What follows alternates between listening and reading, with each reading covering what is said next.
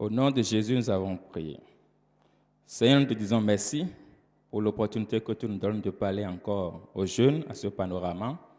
Nous prions comme tu veux parler à chacun de nous, que ton esprit identifie le problème de chacun et que tu lui parles selon la situation dans laquelle il se trouve. Merci pour nous avoir exaucés. Au nom de Jésus, nous avons prié. Amen. Nous pouvons nous asseoir. À cette étape du programme, nous avons un message intitulé « Pornographie et masturbation, des jumelles damnables ». Pornographie et masturbation, des jumelles damnables. D'entrée de jeu, je voudrais vous dire que ce n'est pas un message unidirectionnel. Donc, ce sera un débat. Mais, compte tenu des situations, des conditions dans lesquelles nous sommes, nous allons parler d'ici. Et sur place, avec vous, il y a des pasteurs, des dirigeants des jeunes, des commandants de camp. Et quand nous allons finir, ils vont recueillir donc vos questionnements et vont vous aider à trouver réponse à toutes vos préoccupations. Donc, pendant que vous nous écoutez, vous serez en train de noter tout ce que vous avez comme question. Et que Dieu bénisse votre écoute. Nous allons lire dans 2 Corinthiens 4. 2 Corinthiens, chapitre 4. Je vais vous lire le verset 1er et le verset 2. C'est pourquoi, ayant ce ministère selon la miséricorde qui nous a été faite, nous ne perdons pas courage.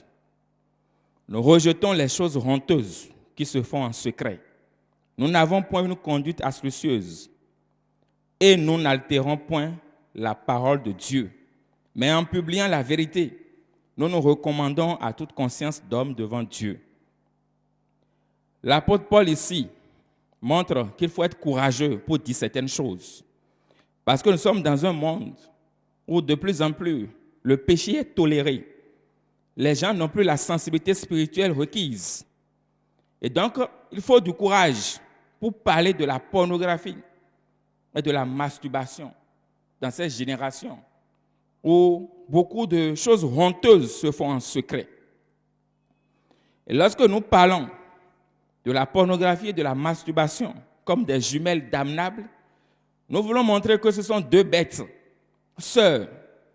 C'est des animaux qui sont même pères, même mères et très dangereux, prêts à dévorer leurs victimes. Quand nous parlons de deux jumelles que sont la pornographie et la masturbation, nous parlons de deux chiennes enragées, conçues le même jour, enfantées le même jour pour dévorer. Ce sont deux fléaux associés qui se ressemblent, qui s'assemblent, qui se confondent et qui coopèrent pour détruire. Et tenez-vous tranquille, ce n'est plus ce qui se passait il y a longtemps, où ce sont des choses qui se cachaient, mais actuellement, c'est dans la population des jeunes, des tout-petits. Mais le Seigneur va nous en délivrer au nom de Jésus-Christ. Je ne voudrais pas, à travers le message, vous faire peur, parce que je vais vous dire des vérités. Je ne vais pas exagérer. Je ne vais pas non plus éluder des choses importantes. Mais je vais vous dire la vérité. Vous savez, dans mon cas, quand j'ai eu 28 ans, je dis bien 1, 2, 3, jusqu'à 28, c'est là qu'un cousin m'a vu et m'a dit, « Ah, Luc, tu ne cherches pas de fille ?» J'ai dit non. Il a dit, ah, et tu fais quoi? J'ai dit, je fais quoi, comment? Il dit, mais tu ne te masturbes pas? C'était la première fois que j'ai entendu ce mot, à 28 ans. Mais je vous dis, il m'a montré ce qu'il faut faire. Et quelque temps après, j'ai été chez un autre frère, mon petit frère à moi, qui était chez lui. Il avait une grosse télévision, il avait des CD. C'était au tout début, quand les CD sont venus. Et en fouillant dans ces CD, j'ai vu un CD. Et on a dessiné un homme nu, des femmes nues, des choses nues. Et donc pour moi, c'est que ça ne peut être que des dessins. Ce n'est pas possible que des individus grands comme ça, là, vont faire ça. J'ai mis le CD dedans. C'était la première fois que j'ai vu des hommes et des femmes vis-à-vis comme ça, en train de commettre le péché. C'est ça qu'on appelle la pornographie. À 28 ans. Mais ce n'est pas le même cas pour vous aujourd'hui. Normalement, ce n'est pas des choses qu'on doit vous dire en public. Mais c'est la situation qui se présente, qui impose qu'on met ces messages dans le panorama. Parce que les CD dont je parle, qui existaient dans des endroits cachés, aujourd'hui, ça se vend à 400. Et les enfants, les petits-enfants les promènent dans les rues. Avant, il fallait aller au cyber, faire des kilomètres pour aller consulter sa boîte et peut-être voir certaines choses sur Internet. Mais aujourd'hui, avec votre portable, à la maison, dans votre poche, dans votre main. Donc, ce n'est pas le même contexte. On ne peut plus se taire. La télévision familiale, en son temps, on s'asseyait devant un feuilleton. Quand on voit les blancs s'embrasser, on détourne le regard. Et papa dit, va te coucher. Mais aujourd'hui, c'est avec les parents même qu'on reste devant la télé, en train de regarder les gens s'embrasser. Des films sensuels, de novelas, de Nollywood. Et ça ne dit rien à personne. Et on ne sait pas que ce sont les causes de ce que nous dénonçons cet après-midi. Dans les groupes WhatsApp, il y a des groupes spéciaux qui se créent, qu'on appelle groupes sans tabou. Des groupes sur Facebook sans tabou. Si tu veux rentrer dedans, tu rentres dedans. Et c'est uniquement des choses de la pornographie. Même dans des églises, des chrétiens n'ont plus la même définition de péché pour désigner ces deux choses. On les qualifie de bon comportement et malsain, mais ce n'est pas des péchés. C'est pourquoi l'apôtre Paul dit qu'il faut avoir du courage pour dénoncer ces genres de choses. Et puis encore, dans le milieu éducatif, vos enseignants, vos professeurs, j'en suis un. Ce que nous disons aux jeunes, ah bon, il ne faut pas commettre l'acte, mais voilà, tu peux faire ceci. Si tu es dérangé, tu peux faire ceci. Et ce sont des enseignants même qui enseignent ça. Des médecins qui trouvent que ce n'est pas quelque chose de grave. Et ils savent très bien qu'il y a quelque chose derrière. À travers cet enseignement, je ne vais pas vous décrire ce que vous connaissez. Je ne vais pas vous dire ce que vous savez déjà. Mais je vais vous dire ce que vous ne savez pas. Ce qui est caché derrière ces comportements malsains, que sont la pornographie et la masturbation. Je n'aime même pas entendre le second mot là. Mais nous devons en parler. Parce que c'est des choses honteuses qui se font en secret. Et l'apôtre Paul a dit, nous allons les dénoncer. Donc suivez-moi attentivement et vous ne serez pas déçus par la grâce de Dieu. Nous avons l'enseignement que nous allons dérouler en 3 parties. Premier point, les pratiques du champ lexical de la pornographie et de la masturbation. Lorsque nous parlons de champ lexical, nous parlons donc de ce domaine dans lequel on peut mettre tous les mots qui sont relatifs, mais qui sont associés à un autre mot. Donc quand je parle du champ lexical de la pornographie et de la masturbation, je veux dire toutes les pratiques qui sont associées à ça. Dès que tu vois ça, tu peux déjà l'identifier à la pornographie et à la masturbation. Dans Tite chapitre 3, Tite chapitre 3, je vous lis le verset 3. Il faut me suivre. Car nous aussi nous étions autrefois insensés, c'est Paul qui parle, désobéissants, égarés, asservis à toute espèce de convoitise et de volupté, vivant dans la méchanceté et dans l'envie, dignes d'être raillis et nous raillissant les uns les autres. C'est Paul qui parle, incroyable mais vrai. Quelqu'un qui dit, j'ai évolué au pied de Gamaliel, hébreu né d'hébreu, pharisien, zélé pour la loi, irréprochable. Regardez ce qu'il dit ici. Il dit, nous aussi, restez tranquilles. Moi-même, j'étais dedans. Nous étions insensés, asservis. Asservis, c'est quoi? Esclaves. Ils étaient accros, asservis. À quoi? À la convoitise. Toute espèce de convoitise. La convoitise, c'est un désir interdit. On a dit, l'arbre là ne touche pas. Mais elle va dire, moi, je vais toucher. Sachant très bien qu'il y a un danger là. Parce qu'on a dit que ce n'est pas bon. La convoitise, c'est le fait de vouloir quelque chose qui est interdit. Et ça, c'est la pornographie. C'est pourquoi on regarde ça en cachette. Il dit de volupté. Les voluptés, ce sont des plaisirs qui sont contraires à la raison. On sent le plaisir, mais soi-même on sait que normalement ce n'est pas normal. Un garçon qui se cache derrière la porte ou bien dans la douche et qui se caresse et qui fait des choses. Et après, il sort, il a honte de lui-même. Parce qu'il sait qu'il a éprouvé un plaisir. Mais ce plaisir n'est pas un plaisir raisonnable. C'est ça qu'on appelle les voluptés. Paul dit nous étions asservis nous-mêmes à ça. Mais on va les dénoncer. Et donc, il y a des pratiques qui sont liées à la pornographie et à la masturbation. Mais je voudrais d'abord enlever certaines pratiques qui ne sont pas de ce domaine. Parce que quand vous avez l'âge de la puberté, il y a ce qu'on appelle les pulsions sexuelles, les désirs sexuels. C'est naturel. Ce n'est pas la pornographie. C'est naturel. Parce qu'à partir de la puberté, il y a des hormones qui sont là, qui doivent se manifester. Lorsque tu te réveilles le matin et tu vois ton zizi qui est debout, ça là c'est la pornographie ou bien c'est ce qu'on attend de dire. Non, ce n'est pas ça. Ça là c'est normal, c'est naturel. Si tu n'as pas encore péché. Ou bien tu te réveilles le matin, tu vois que la natte, c'est comme s'il y a de l'eau. Qu'est-ce que j'ai fait la nuit? Qu'est-ce qui s'est passé? On appelle ça les rêves mouillés. Ça fait partie de ton développement d'homme ou bien de femme. Ce n'est pas encore ce dont nous sommes en train de parler. Tu peux avoir la curiosité. Dès que tu vois une image de femme, tu reviens là-dessus en même temps. Pourquoi? C'est que tu es un être sexuel. Et donc, naturellement, tu as tendance à vouloir voir de quoi il s'agit. Qu'est-ce que ça veut dire? Et tout le monde est curieux. Ce n'est pas encore de ça que je parle. Quand tu regardes un feuilleton avec les parents à la maison, tu as parfois de petits fantasmes.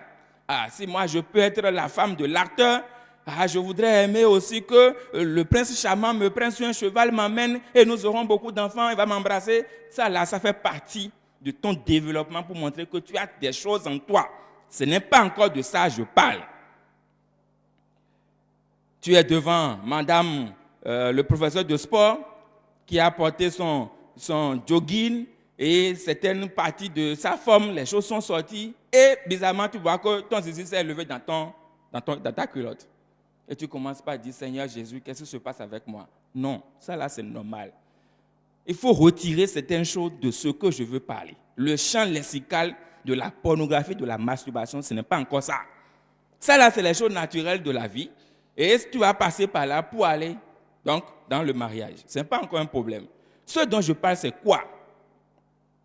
La pornographie, c'est l'exposition personnelle, c'est-à-dire volontaire, de soi, à des actes sexuels d'autrui, sous toutes ses formes, à travers des livres, des images, des statues, des films, des médias, les pensées, de manière à provoquer une excitation sexuelle chez soi-même.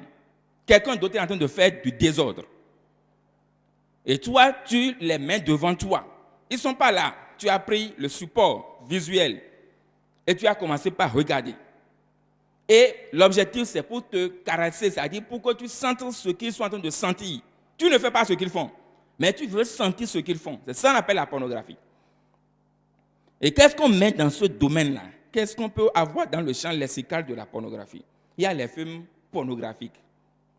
Il y a les vidéos likey que vous connaissez, des petites vidéos. Une fille est venue, elle veut seulement nous parler de comment il faut se brosser les dents, mais elle va porter quelque chose, tout est dehors. Et une vidéo de 30 secondes. Et ça suffit, c'est la pornographie. On voit des clips sensuels. Une chanson, le monsieur est bien habillé, mais les filles qui sont autour, qui sont en train de danser, qui sont en train de faire de la figurine, sont là en train de porter des mini, des choses, des bikinis, et c'est au bord de la piscine qu'on doit forcément faire le clip. C'est de la pornographie. Il y a des chats nocturnes. On envoie des mots à des amis la nuit. Tu es habillé comment? Tu as porté quoi? Tu es habillé en train de dormir. Ça, c'est de la pornographie.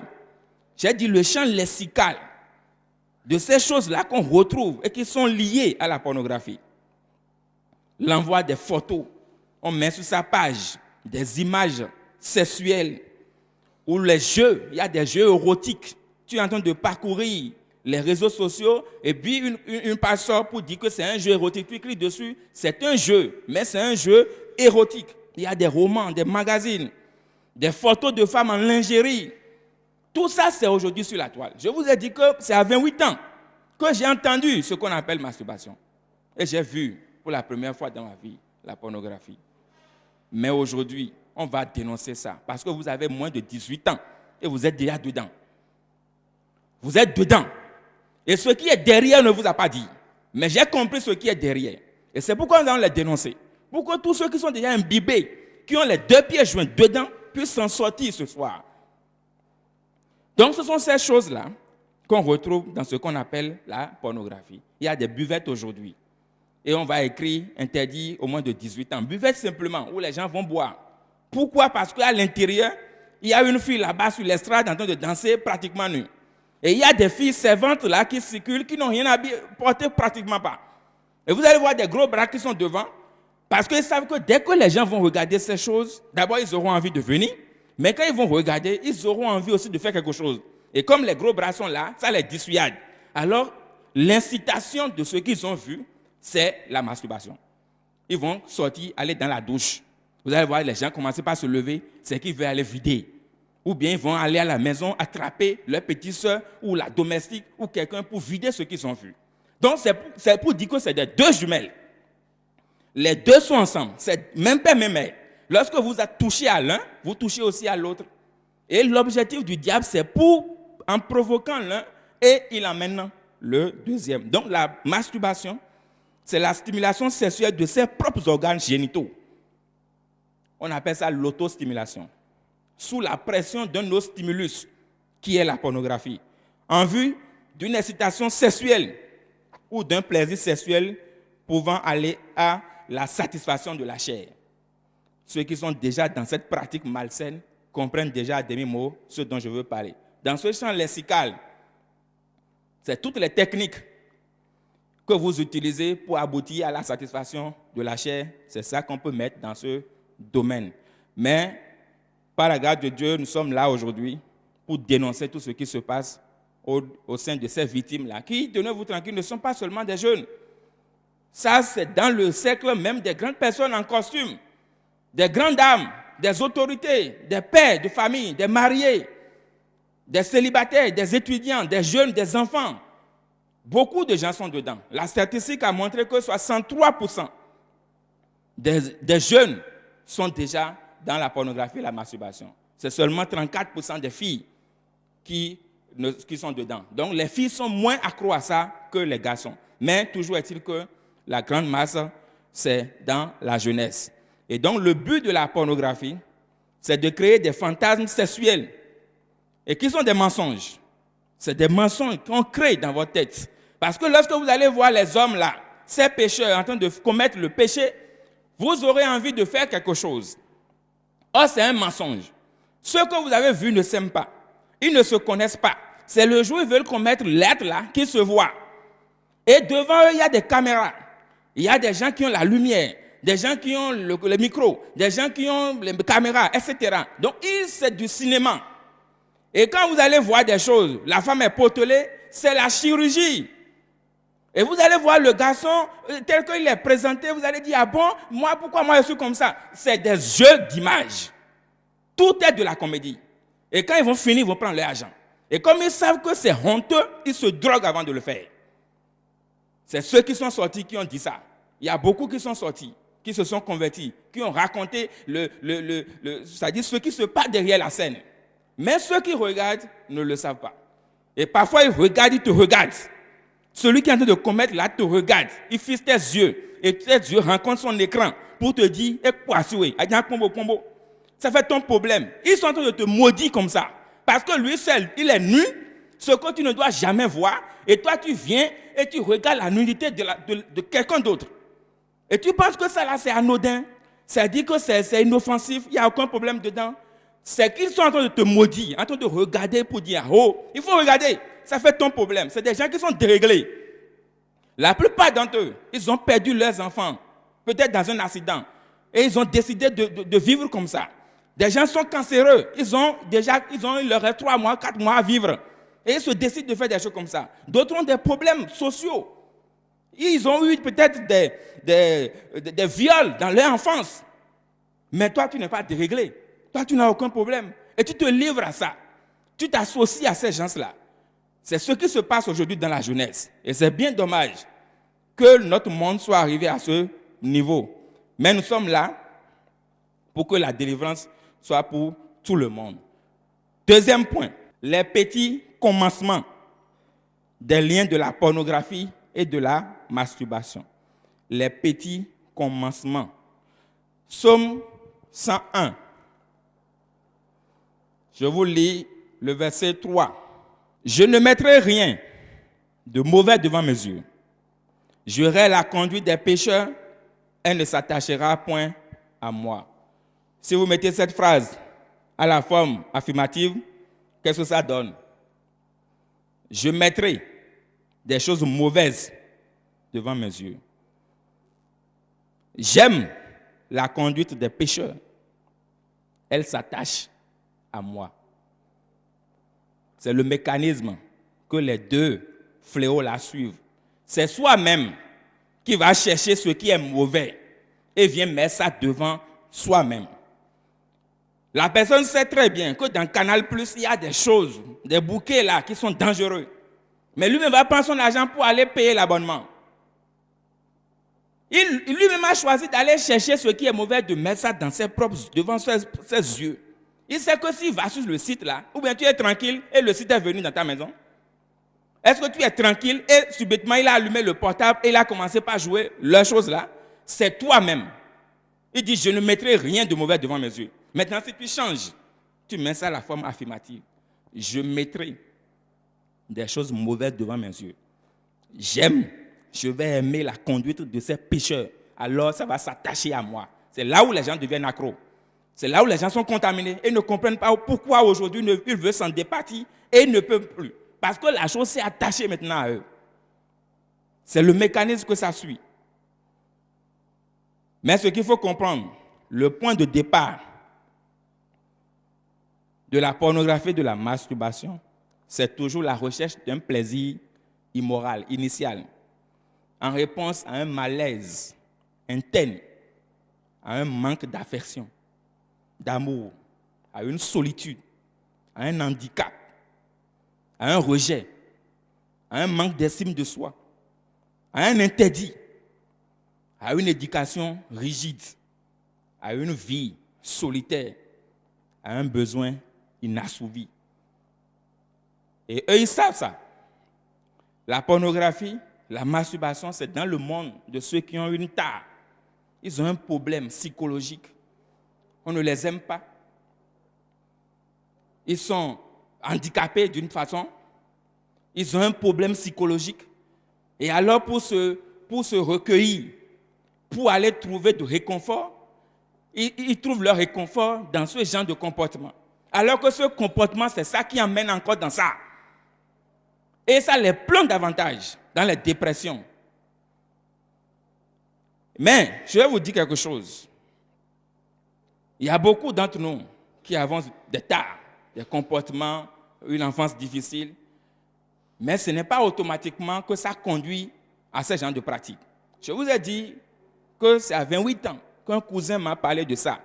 28 ans, c'est pratiquement l'âge pour se marier. Alors qu'est-ce qui s'est passé pour que, depuis ma tendre enfance, depuis l'âge de la puberté, je n'ai pas été touché par ces choses. Ça veut dire que tu peux rester aussi jusqu'à 28 ans au moins. Et déjà, à l'âge de 28 ans, c'est l'âge où tu peux aller au comité. Donc, on peut vivre la jeunesse sans toucher à ça. Donc, on peut avoir des comportements, une enfance difficile, etc., sans toutefois aller là. Mais pour aller là, c'est une découverte. Quelqu'un va t'en parler. Quelqu'un va te faire découvrir cela. Ou bien, par curiosité, toi-même, tu es en train de faire certaines choses et tu as découvert cela. Ou bien, il y a des jeux, des films que des amis ont emmenés à l'école. Et c'est comme ça que tu as découvert qu'il y a un monde qu'on appelle le monde de la pornographie. Et je vous ai dit, lorsqu'on touche à la pornographie, on touche forcément à la masturbation. Il y a ceux qui ont commis leur première fornication. Ils ne savaient pas ce que ça veut dire la pornographie. Mais ils sont tombés dans la fornication et c'est là qu'ils ont découvert que notre corps a donc des nerfs et c'est sensible. Et c'est là ce qui les a conduits dans la masturbation. La curiosité malsaine. Ce sont des choses qui peuvent conduire là-bas. Mais je vais vous dire qu'il y a un mensonge derrière. Il y a un mensonge. Et c'est à cause du mensonge que le message est venu. Le premier mensonge, c'est que les gens disent que la masturbation, tout ça là, ce n'est pas un acte sexuel. C'est un mensonge. C'est un acte hautement sexuel qui met en branle tout le corps. C'est un acte sexuel. Et il est plus dangereux. Ce genre d'acte sexuel est dangereux. Les gens disent qu'il n'y a pas de risque dedans. Il y a un gros risque dedans. Dans 1 Corinthiens chapitre 6, 1 Corinthiens chapitre 6, l'apôtre Paul a montré que celui qui pêche, celui qui commet l'immoralité pêche contre son propre corps. Comment est-ce que ça se passe? Lorsque quelqu'un met devant soi des actes, des comportements, des films, des choses immorales, et il veut regarder. Ce qu'il regarde là, c'est comme un stimulus. C'est un excitant. Et il va se masturber. Ça, c'est la réaction. Et il aura satisfaction. Et ceux qui ont fait la troisième comprennent. Donc, il y a un excitant et il y a une réaction. C'est un phénomène nerveux qui s'est produit. Avec le temps, son organisme va être habitué à ce genre de réaction liée à un stimulus. Le stimulus, c'est la pornographie. Et la réaction, c'est la masturbation. Quand le désir va venir, même quand il va se marier, avant d'aller à l'acte sexuel, normalement, pour avoir des enfants, tant qu'il n'a pas trouvé le stimulus qui le conduit à la réaction, il ne sera pas normal. Et donc, il aura de femmes, mais il va chercher encore, malgré que la femme est là, il va chercher encore à regarder les choses qu'il regardait quand il était jeune. Parce que c'est ça qui est le stimulus pour lui. Donc, son organisme a été déréglé. C'est ça qu'on appelle, il a péché contre son propre corps. Normalement, c'est sa femme qui devait l'exciter, dans l'ordre normal des choses. Mais maintenant, ce n'est pas sa femme qui l'excite. C'est le stimulus qu'il a conçu dans son système nerveux, que les neurones ont appris. Et c'est ça qui l'excite avant qu'il n'a dans la réaction. Et donc, il ne peut pas réagir s'il n'y a pas ça. C'est ça qui crée les problèmes dans les familles aujourd'hui. Et donc, il se marie. Quelque temps après, il va dire que la femme là n'est pas jolie. La femme n'est pas jolie en réalité. Pourquoi? C'est qu'il a eu des problèmes de dérèglement mental dans sa jeunesse. Donc, tous ceux-là qui se mettent dans ces comportements, ils n'ont qu'à savoir qu'ils sont en train de se détruire. Pas aujourd'hui, mais ça, ils se détruisent pour demain. Ce ne sera pas ton cas, au nom de Jésus-Christ. Ça, c'est ce qu'on appelle le dérèglement. Il y a maintenant la dépendance. Lorsque tu commences avec un plaisir au départ et que tu es satisfait, il y a ce que nous appelons les récepteurs dans le circuit de la récompense. Comme vous êtes des élèves, des étudiants, permettez que je vous dise ce qu'on ne vous a pas dit. Le circuit de la récompense, lorsque quelqu'un se met dans ses pratiques, il trouve satisfaction, il y a une hormone, la sérotonine, qui lui permet de trouver satisfaction et ça peut l'endormir. Mais il y a des récepteurs à la sérotonine, des récepteurs à ces cholinergiques-là qui sont nés. Et lorsque demain, il va chercher le plaisir, ces récepteurs ont besoin de plus grand nombre de plaisirs avant de provoquer la réaction qu'il attend. Et donc, il va augmenter la fréquence. Avant, peut-être c'est une fois par jour ou bien une fois par mois. Ça va devenir 2 fois par mois. Et le nombre de récepteurs va encore augmenter. Parce qu'eux, ils sont là, ils se nourrissent de ce qui est plaisir là. Avec le temps, l'individu qui a commencé avec une fois par mois va devenir un accro. Et s'il ne le fait pas dans une journée 10 fois, il ne sera pas tranquille. Et là, il devient indépendant, il devient addict à ce comportement malsain. qu'on appelle la masturbation. Et tant qu'il ne veut pas voir la pornographie, parce que c'est là où se trouve le stimulus pour qu'il puisse trouver le plaisir, il ne peut pas démarrer. Et comme il a déjà créé assez de récepteurs pour le plaisir, la récompense de ce plaisir, tant qu'il ne va pas le faire plusieurs fois, il n'aura pas de satisfaction. Et quand on vient à ce niveau, il faut de la délivrance. Mais personne ne va vous le dire. Tous ceux qui ventilent ces choses, même les médecins sur Internet, que non, c'est rien, même dans des églises, ils ne vont pas vous dire ce côté de la chose. Et donc, on se détruit soi-même sans le savoir. Il y a donc le dérèglement. Il y a la dépendance. Et il y a maintenant la dépression. Lorsque, dans notre organisme, il faut bien me suivre, dans notre organisme, Dieu nous a dotés de l'esprit, la conscience, qui sait ce qui est bon, ce qui n'est pas bon.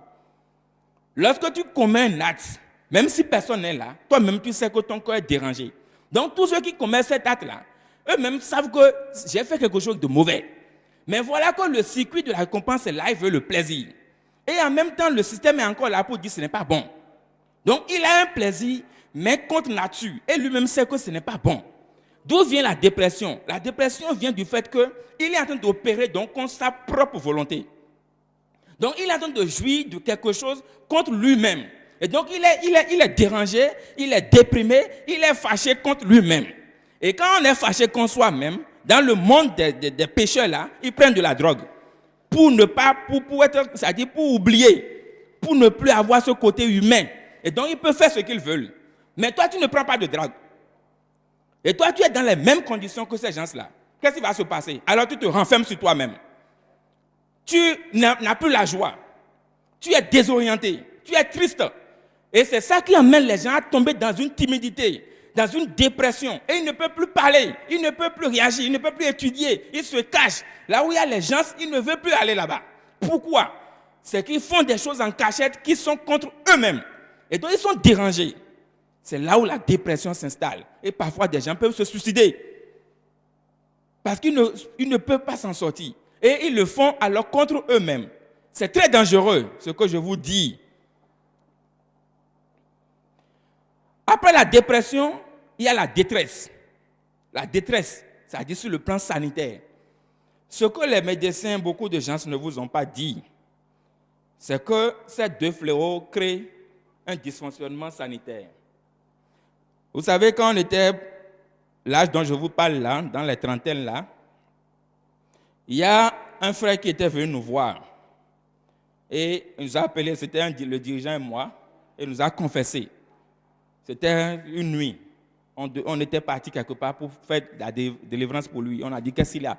Il dit, il fait les caresses là, il fait la masturbation plusieurs fois dans la journée. Qu'il veut arrêter, mais il n'arrive pas à arrêter. Et que maintenant, c'est le sang qui sort. Au lieu de faire sortir ce qui est normal, c'est le sang rouge qui sort. Et c'est normal. C'est le coq caverneux.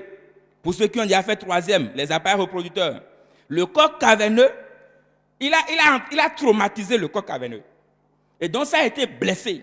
Et comme c'est blessé, le sang est sorti. Et souvent, quand c'est comme ça, c'est souvent une urgence. Il doit aller chez un médecin. Mais nous, on avait prié pour lui. Mais la suite, c'est quoi? La cicatrisation de ces blessures-là, quand ça veut cicatriser, ça ne se cicatrise pas souvent normal. Parce que quand vous avez une plaie sur la peau, vous allez voir qu'avec la cicatrisation, la peau peut ne pas bien cicatriser. Et donc, ça laisse des traces à l'intérieur et ça peut obstruer l'urètre. Mais personne ne va vous dire ça. Personne ne va vous dire ça. Donc, beaucoup de jeunes sont dans cette situation et ça peut créer des problèmes de santé à long terme.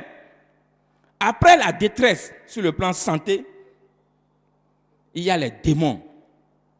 Vous allez me dire à quel niveau les démons s'installent. Jésus a dit, lorsque un esprit part, il revient dans une maison, il voit que la maison est ornée, la maison n'a plus de gardien, il va chercher des démons qui sont 7 fois plus forts que lui et vient s'installer. Donc quand il y a une maison spirituelle, le temple du Saint-Esprit comme ça, qui est vidé de la gloire de Dieu, qui est vidé de la sainteté, qui est vidé de la grâce de Dieu, et qui est souillé, et qui est dans ces choses mauvaises la nuit, et il est dedans. C'est sale, mais il est dedans. Qu'est-ce qui va se passer? C'est que son organisme spirituel devient le terrain d'atterrissage de tous les démons. Et c'est là où on voit des gens qui tombent pendant les prières, pendant les veilles. Ils ont été possédés du mari de nuit. Ils ont été possédés des femmes de nuit. Et après, pour trouver mari, pour trouver femme, c'est compliqué. Donc, quand on vous dit qu'il n'y a rien dedans, je vous dis qu'il y a beaucoup de choses dedans. Mais à travers cet enseignement, je crois que chacun est en train de faire déjà le point à son niveau. J'ai dit que je ne suis pas venu pour vous faire peur. Mais comme Paul a dit, nous dénonçons les choses honteuses qui se font en secret. Et nous n'avons pas une conduite astucieuse pour vous caresser, pour vous dire non, c'est rien, et le monde a évolué. Nous allons vous dire la vérité. Et la vérité, c'est ce que nous sommes en train de vous dire. Et beaucoup d'entre vous, même avant la puberté, ont déjà touché à beaucoup de ces choses. Et pour terminer, troisième point, les procédés curatifs, libérateurs de la pornographie et de la masturbation. Les procédés curatifs qui libèrent de la pornographie et de la masturbation. Dans 1 Corinthiens chapitre 6, je vous relis 1 Corinthiens chapitre 6, le verset 12. Tout m'est permis, mais tout n'est pas utile. Tout m'est permis, mais je ne me laisserai asservir par quoi que ce soit. Ça suppose qu'il est sauvé, mais sauver seul ne suffit pas. Ne soyez pas étonnés que parmi des chrétiens, ces fléaux-là soient encore parmi des chrétiens qui sont sauvés. Ce n'est pas qu'ils ne sont pas sauvés, c'est qu'il y a un travail qu'il faut faire. Ils sont déréglés mentalement. Ils ont des déficits d'une manière ou d'une autre et qu'ils veulent combler. Et comme on leur a menti, on leur a dit que c'est quelque chose qu'ils peuvent avoir. Or, ils ne savent pas que c'est du cinéma. C'est un fantasme qu'ils ne peuvent jamais atteindre. Mais ils courent derrière ça. Et donc, ils vivent de l'illusion. Et ils disent, moi aussi, je veux faire comme ce que j'ai vu dans la télé. Or, ce qui est dans la télé, c'est un cinéma. Ça ne s'est jamais produit. Et les gens qui sont là ne vivent pas leur vie comme ça. Mais lui, il a dit, je veux faire comme ça. Et à force de chercher, et comme personne ne peut lui donner, sa femme ne peut pas lui donner ça. Personne ne peut lui donner. Papa est là, maman est là, l'église est là. Il est obligé de se cacher pour essayer de produire ce qu'il a vu. Et en le produisant, il tombe encore dans l'illusion. Donc c'est un cercle vicieux. Et c'est pourquoi Paul dit, je ne me laisserai pas asservir par quoi que ce soit. Donc il y a un travail personnel. En dehors de notre salut, il y a un travail personnel qu'il faut faire. Mais avant que Dieu ne t'aide dans ce travail personnel, il faut identifier toi-même quelle est ta position par rapport à ces fléaux. Est-ce que tu es une victime?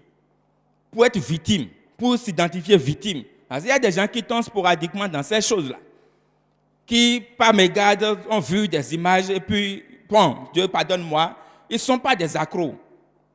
Ils ne sont pas déréglés. Ils n'ont pas ça comme comportement. Ils ne sont pas accros, ils n'ont pas cette dépendance. Mais il y a ceux qui ont cette dépendance, qui ont ce comportement convulsif, qui les emmène toujours vers ça. C'est de ceux-là que je parle surtout. Premier indice, la perte de contrôle de toi-même quand le désir vient. Tout le monde a de désir, je vous ai dit au départ que c'est normal, c'est naturel. Mais quand tu as ce désir que tu ne peux pas te contenir, tu es obligé d'aller jusqu'à ce que je suis en train de dire. Tu dois assouvir ça par ce comportement, c'est que tu es déréglé. Il n'y a pas d'autre mot pour le dire. Ça veut dire qu'il y a un critère là qui t'identifie parmi les victimes. Les victimes sont ceux-là qui n'arrivent pas à se contenir quand le désir vient, parce que le signal a été donné, le stimulus est donné, il y aura la réaction. L'organisme a été réglé pour ça. Et ce règlement, ce n'est pas un bon. Et donc, c'est le dérèglement qui est ça. Et donc, tu es déréglé. Tu dois l'accepter. Il ne faut pas te cacher pour dire je suis chrétien. Il y a des chrétiens qui le commettent. Si c'est comme ça pour toi, et quand le désir vient, la nuit, le matin très tôt, à n'importe quel moment, si ça ne va pas au bout, tu ne peux pas t'en sortir. C'est que tu as un problème. Tu dois le reconnaître. Quand tu fais la pratique là, il y a interférence entre cette pratique et les activités de l'église. Tu sens que tu n'as plus la foi. Tu n'es plus spirituel. Même à l'école, tu travaillais bien, mais ton niveau a chuté. S'il y a interférence, ça veut dire que naturellement, dans le cerveau, ça ne fonctionne plus bien. Si tu vois qu'il y a des impacts sur ta vie socio-affective, sur ta vie comportementale, sur ta vie avec les autres, socialement, tu n'es plus tellement associatif. Tu aimes te mettre de côté. Dès que ce comportement est venu, tu te caches. Il y a un problème. Il ne faut pas te cacher, parce que ça va t'emmener très loin. Troisièmement, quand ces pratiques-là, malgré que ta conscience te dit c'est dangereux, tu continues de le faire. C'est-à-dire que la pratique est au-dessus de ta raison. Ça veut dire que tu es aussi parmi les victimes. Tu ne peux pas alors prendre ta raison pour surmonter la pratique et que bien que tu saches qu'il y a des conséquences néfastes, des maladies, je n'ai pas cité toutes les maladies parce que je n'ai pas beaucoup de temps. Sinon, il y a trop de maladies dedans. Quand tu sais qu'il y a des conséquences néfastes, il y a des problèmes psycho-affectifs, et malgré cela, tu es toujours dedans, tu regrettes, c'est que tu es une victime. Il ne faut pas te cacher. Il y a ce qu'on appelle le syndrome de sevrage. Lorsque tu tentes, oh aujourd'hui c'est fini, Seigneur c'est fini, je suis délivré, je ne vais plus le faire. Et une semaine, 2 semaines, la pression est tellement forte que tu ne peux pas, c'est comme le drogué qui doit aller prendre sa dose, tu es obligé d'y aller, c'est que tu es aussi une victime. C'est ça qu'on appelle le syndrome de sevrage. Dès qu'on veut laisser, c'est qu'il y a des récepteurs qui étaient déjà créés et qui attendent que tu amènes ce qu'il faut pour te donner le plaisir. Et comme ces récepteurs n'étaient pas là au départ et ils sont là maintenant, ils vont réclamer leur nourriture. Et donc comme ils ne sont pas satisfaits, ils vont te réclamer, donc ils vont te mettre la pression comme quelqu'un qui est drogué de cocaïne. C'est la même chose, mais personne ne vous dit cela. Et les parents, tout le monde dans la lassitude, et on a laissé les enfants dans beaucoup de choses. On prend les abonnements de Canal+, sachant qu'il y a des choses dedans qui ne sont pas bonnes pour les enfants. Et on les laisse, on va se coucher. Et après, les enfants ont des comportements malsains et on se dit, bon, le monde a évolué et de toutes les façons, ils ne sont pas allés coucher avec la femme de quelqu'un, ils n'ont pas commis de la fornication, de toutes les façons, je ne sais pas ce qu'ils font dans leur chambre. Ce qu'ils font dans leur chambre, c'est ça qu'on attend de dire aujourd'hui. Et donc, quand tu es dans cet état, c'est que tu es une victime de cette situation. Et enfin, dernier critère, lorsque les désirs et les efforts persistants que tu as n'arrivent pas à t'emmener à t'arrêter, c'est que tu es une victime. C'est ça qu'on appelle les dépendants. Donc les accros de la pornographie et de la masturbation. Et donc tu as fait partie de ceux-là qui ont besoin de la cure. Et la cure n'est pas médicale ici. Ici, c'est Dieu qui va opérer le miracle. C'est le Saint-Esprit qui va le faire. Parce que des gens sont sortis et ils ont témoigné. Des gens ont fini avec ça. Et quand on sent l'odeur, on a envie de vomir. Donc tu peux aussi t'en sortir si tu es dans une situation pareille. La première chose à faire, c'est qu'il faut admettre ton état d'esclavage sexuel et ne pas te cacher derrière le titre de chrétien. Autre chose, il faut confesser les faibles commencements. Tu as commencé quand? Quand j'avais 13 ans, un ami m'a amené et m'a dit, bon, on peut faire ceci, et puis on a fait, et après j'ai senti quelque chose, et depuis ce temps, j'ai commencé par le faire, et depuis, je ne me suis pas arrêté. D'accord, il faut confesser, ce faible commencement était le point de départ. Il faut dire, Seigneur, pardonne-moi. Troisième chose, il faut arrêter tous les raisonnements qui ont conduit à cet emprisonnement. Non, je suis un handicapé et je ne peux pas chercher de filles. Et donc nous, on ne peut pas, je suis timide, je ne peux pas parler à une fille. C'est pourquoi je vois, ça me plaît, moi aussi je veux faire. Ça, c'est des raisonnements. Des gens ont vécu dans des tas, mais jusqu'à 28 ans, ils n'ont pas connu ce que tu as de dire. Donc tu peux aussi rester comme ça. On ne savait même pas ce que ça veut dire. Si ce n'est pas ce cousin, je vais vivre toute ma vie sans savoir ce que ça veut dire. Et je n'étais pas informé. Et ça ne me disait rien du tout. Mais j'ai été informé. Et on ne devait pas vous informer de toutes ces choses. Mais on doit vous informer parce que vous êtes déjà informé. C'est ça le problème. Vous êtes déjà informé avant qu'on ne vous informe. Et donc ce qu'on ne vous a pas dit, c'est ça qu'on est en train de vous dire. L'information que vous avez eue n'est pas la vraie. Donc c'est ce qui est vrai qu'on est en train de vous dire. Sinon, normalement, on ne devrait même pas vous parler de ces choses. Mais vous les connaissez. Et vous êtes victime. Et vous devez en sortir. Il faut éviter le mensonge qui consiste à dire c'est plus fort que moi. Parce que j'ai fait tout, c'est plus fort que moi. Ça ne veut rien dire. Parce que la Bible a dit qu'aucune tentation qui vous est survenue n'a dépassé, c'est-à-dire ça n'a pas dépassé le niveau de l'homme. Donc c'est toujours quelque chose qu'on peut gérer. Et il faut prier. Il faut prier. Il faut voir des gens avec qui tu vas prier. Un aîné, ou bien une grande soeur, un grand frère, ton pasteur. Il ne faut pas avoir honte de dire ça. Les gens ont souvent honte, et je ne peux pas dire ça. Qui t'a dit, il faut aller le voir. Tu lui exposes le problème. Pour dire, depuis que j'ai eu 15 ans, je suis tombé dans cette affaire, Et voilà là où j'en suis aujourd'hui. Ah bon? D'accord, on va prier. Qu'est-ce que les choses qui sont dans ton portable? On fouille le portable, on voit les tic-tac, on voit les likes, on voit les trucs bizarres, des forums dans lesquels tu es, les gens mettent des blagues sexuelles. Il faut quitter. Il faut nettoyer le portable. Il faut formater le portable. Toutes les vidéos, les CD, les choses que tu as enregistrées dans l'ordinateur, des films sensuels, des saisons sensuelles, des choses bizarres. Et toi-même, tu sais que non, ce n'est pas un film érotique. Qui t'a dit que ce n'est pas un film érotique? Je t'ai montré le champ lexical de la pornographie. Ce n'est pas forcément on a vu un homme et une femme. Il y a ce qui est dedans, ils connaissent ce qui est dedans. Et ils savent là où ils veulent aller. Là où ils veulent aller, c'est là où tu es là maintenant. Et tu es devenu un esclave caché. Et ils sont là de te ratatiner dans ton coin. Et tu ne veux pas t'en sortir. Tu dois te dénoncer toi-même. Et dire, Seigneur, je suis une victime. Je suis une victime. Je dois reconnaître la vérité. Et là, le pasteur va prier avec toi. Tu vas te repentir, il va prier avec toi. Et je vous dis, quand vous allez suivre la démarche, reconnaître que vous êtes esclave, ne pas se cacher derrière les raisonnements, ne pas dire, mais je suis chrétien. Je t'ai dit qu'il y a même des pasteurs qui sont dedans. Qu'est-ce que tu appelles chrétien? Tu dois reconnaître que tu es une victime.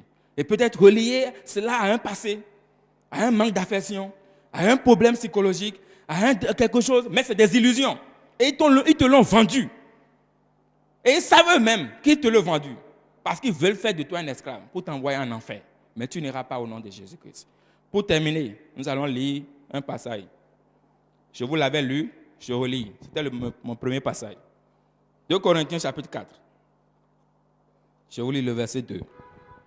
Nous rejetons les choses honteuses qui se font en secret. C'est la pornographie et la masturbation. Les films sensuels, les films bizarres, les choses qui nous ont inondés. On prend l'argent pour aller en enfer. Et des gens sont dedans. Nous n'avons point une conduite astucieuse. Et nous n'altérons point la parole de Dieu. Nous n'allons pas dire que c'est pas péché, et c'est pas péché, mais c'est quoi? Jean dit, Dieu est plus grand que notre cœur. Si notre cœur nous condamne, alors qu'est-ce qui va se passer? Tu fais la chose, tu es condamné. Tu fais la chose, tu te sens condamné. On dit que Dieu est plus grand que ton cœur. Si ton cœur t'a déjà condamné, qu'est-ce que tu veux que Dieu te dise? Et tu dis que ce n'est pas un péché. Si ce n'était pas un péché, pourquoi tu as fui Adam? Qu'est-ce que tu as commis? Où est-ce que tu es? Qui t'a dit de manger l'arbre? Tu as fait quoi? Si la conscience t'a chassé, tu veux que Dieu te dise quoi? C'est un péché. Il faut l'appeler un chat, un chat. Dis, nous n'altérons point la parole de Dieu, mais en publiant la vérité. Nous nous recommandons à toute conscience d'homme devant Dieu. Qu'est-ce que je veux relever ici avant de finir? C'est le nous. Nous. Ne pense pas que tu es le seul qui peut sortir de cette situation. Ne pense pas qu'il n'y a pas des gens qui ont traversé des situations et qui aujourd'hui peuvent la tête haute dire nous. Ils sont nombreux, ceux qui ne vivent pas dans cette affaire. Ils sont nombreux, ceux qui sont dans la jeunesse, qui ont portable, qui ont Internet à domicile, 24 heures sur 24 heures Wi-Fi, mais qui ne sont pas dedans. Il dit nous n'avons pas de tel comportement. Nous n'altérons pas la parole de Dieu et nous dénonçons les choses honteuses. Donc, tu peux faire partie de ce nous-là. C'est pour ça que nous sommes là cet après-midi. Si tu veux faire partie de nous, le nous des Paul, des Pierre, des Joseph, des Daniel, des gens qui se sont réservés, des Timothée, ils se sont gardés purs, garde-toi pur. Et tu ne veux pas que ces choses-là te touchent, des choses semblables. Paul a dit des choses semblables, la volupté, la convoitise. Si tu ne veux pas être dans ces choses-là, et tu veux être à part, parmi le nous là, tu n'es pas le seul. Les pasteurs sont là. Les dirigeants sont là. Ils sont dans ce nous-là. Paul est dedans. Pierre est dedans. Jésus est dedans. Nous dénonçons les choses honteuses qui se font en secret. Si tu veux être parmi ces gens-là, tu vas te lever, nous allons prier. Ne reste pas dans la catégorie de ceux qui mettent les choses mauvaises devant leurs yeux. Ne reste pas dans la catégorie de ceux qui aiment les choses des pécheurs. Ne reste pas dans la catégorie de ceux à qui s'attachent les choses des pécheurs. Mais reste dans la catégorie de ceux qui ont le courage de dire nous avons le courage de dénoncer ces choses honteuses qui se font en secret. Des grosses personnalités, des ministres, des gens sont dedans. Des grandes dames qui s'habillent bien, dans la nuit, font des choses bizarres parce qu'ils sont esclaves. Tu vas rester chez nous comme ça, tu vas rester esclave. Ce n'est pas possible. Lève-toi, nous allons prier. Lève-toi, nous allons prier. Commence par parler au Seigneur.